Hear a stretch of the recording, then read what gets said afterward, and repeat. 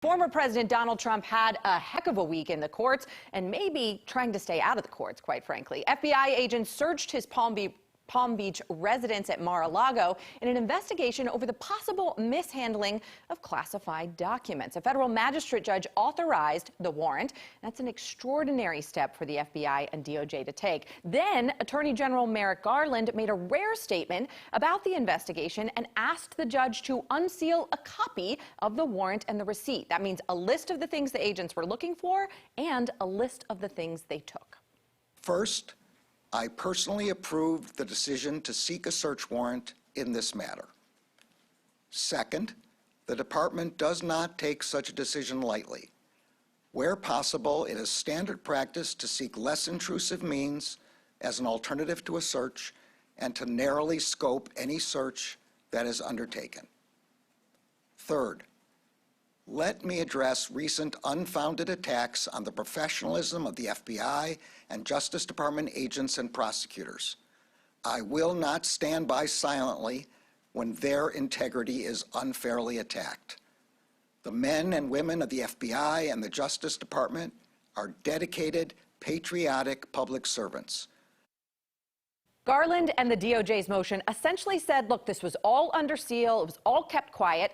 That is until the former president decided to make a big public deal about it. And now FBI and DOJ officials are facing increased death threats. These cases are highly confidential.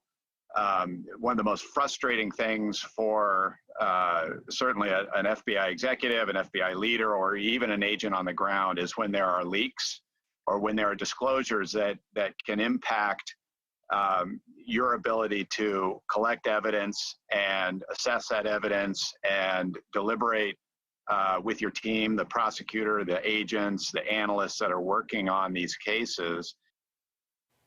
Continuing Trump's week in the courts, Wednesday, the former president sat for a deposition. It was part of a years-long investigation by New York Attorney General Letitia James into the Trump Organization for misstating the value of major assets like golf courses to mislead tax authorities and lenders. A judge ordered Trump to sit for the deposition in this case, meaning he had to answer AG James's questions under oath. And this week, Trump showed up to get deposed, but he didn't say much. Nothing. Actually, the former president took the Fifth, exercising his right against self-incrimination under the Fifth Amendment. So, WTF is pleading the Fifth? Well, I'm sure you've watched enough movies and TV to kind of get a general feel for it. I plead the Fifth. I plead the Fifth. I plead the Fifth. 1, 2, 3, 4, 5. Anything you say, 5. Go ahead, ask me a question. Did you? 5. I have a secret document that I think you need to say.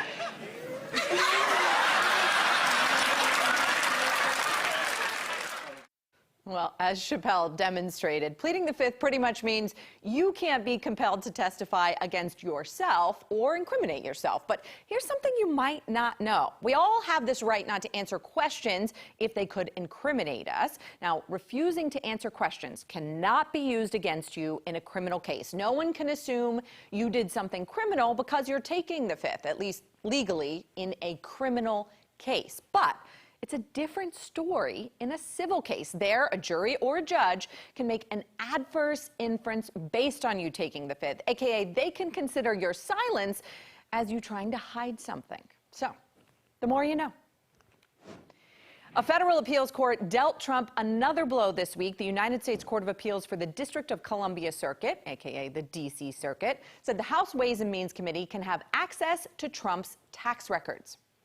Trump argued that the request was politically motivated, but the court didn't buy it. They held the committee chairman Richard Neal, a Democrat from Massachusetts, has broad authority to request the tax returns. But here's the catch. If Trump appeals to the Supreme Court, which I'd expect, it'll take 4 justices to agree to hear the case. And then the order to hand over the tax returns, that could be put on pause until the Supreme Court reaches a decision, likely after the midterm elections in November, when Republicans are favored to take the House. So Trump could still run out the clock on that one.